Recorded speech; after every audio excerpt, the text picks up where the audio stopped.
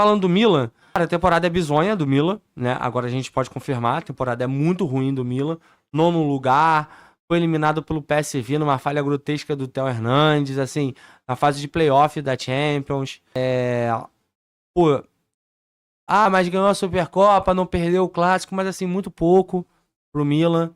Muito pouco pra um time que há 3, 4 anos atrás era o segundo maior campeão italiano. Já viu a Inter passar na sua cara, porque a Inter ganha o 20º Scudetto e passa o Milan no clássico contra o Milan, onde o Milan tinha o mando de campo, ou seja, 80% do San Siro era rubro-negro.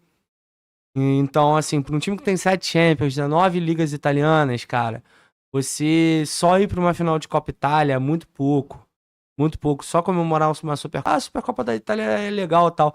Mas comparando pro Brasil, é tipo como se o Palmeiras, que ganhou o estadual agora, ficasse, legal, ganhei. Não, desculpa, foi o Corinthians que ganhou o estadual, né, em cima do Palmeiras. O Flamengo ganhou o estadual em cima do Fluminense e bateu o Vasco na semifinal.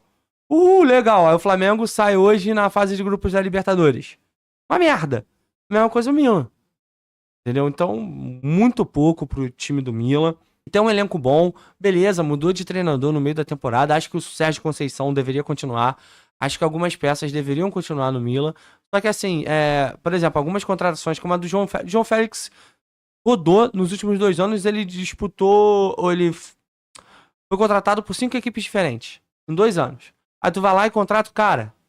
Então faltou assim algum critério, mas acho que o Milan tá começando também a ter uma cara com o Sérgio Conceição, né? São menos 6 meses de trabalho, eu não jogaria esse trabalho até pequeno.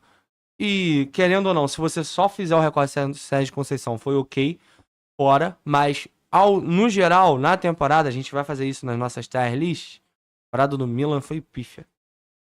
O Bolonha, talvez o título dê uma relaxada, mas talvez seja uma relaxada pro bem, né? De repente, é menos pressão, eles conseguem, né, desenvolver melhor.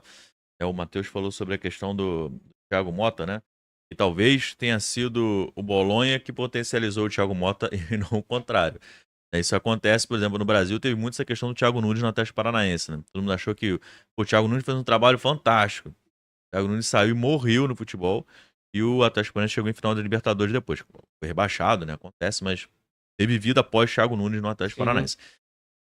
Agora, sobre o Bolonha, talvez tenha uma discussão não para hoje, mas mais para frente, né, que talvez tenha uma parte positiva no fato do campeonato italiano ser um dos mais desfavorecidos economicamente, quando a gente compara com a La Liga, com a Premier League principalmente, porque você consegue fazer bons trabalhos sem gastar um absurdo.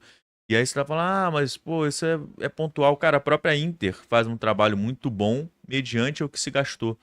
Então, talvez essa fase financeira um pouco em baixa tenha propiciado que os italianos tenham uma espécie de renascimento, né? Você falou, citou o Atalanta, que fez isso. Agora temos o Bolonha, que está fazendo isso. Então, de repente, vem coisa boa do fato de eles não terem grana, né? E aí, quando o dinheiro aparecer, eu espero que a prudência continue, né? Outro time que a gente pode incluir é a Napoli também, né? Napoli. Tava sumida no cenário internacional nos anos 2000, voltou bem, né, no cenário dos anos 2010 na Itália, ganhou 2 Copas Itália, foi vice-campeão italiano 2 vezes naquela era que a Juventus colecionou 9 títulos consecutivos. E continua aí, foi campeã italiana novamente, recentemente, está na liderança do campeonato, A então, própria Fiorentina tá com um time interessante. Não sim, é um sim. timaço, mas é interessante.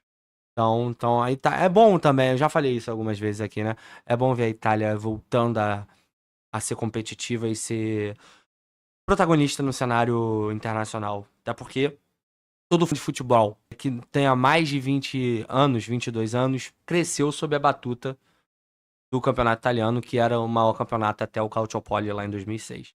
Só dando uma passadinha no chat, o Josué botou boa noite, amigos. Milan acabando com a vida dos seus torcedores, que desgraça. Acho que ele torce pra Inter. E ele botou assim: primeiro, 2 comentários, né? Milan e são parelhos, cagam pras Copas e conquistam o que é realmente importante. Assim, se a gente for falar o que é realmente importante, São Paulo não conquista nada desde 2008 e o Milan não conquista nada desde 2000 e... Agora, recente. O Brasil ganhou um italiano agora. Não foi 2018. Não, foi com o Foi Ibra lá. agora. Foi agora recente. que foi 2021, E a 2020. Inter era líder do campeonato, começou a dar uma paraguaiada aí e perdeu pro Milan. Eu só não lembro se foi antes ou depois da pandemia. Foi depois da pandemia, então acho que foi 2022. Ah. Enfim, mas tá ganhando pouco.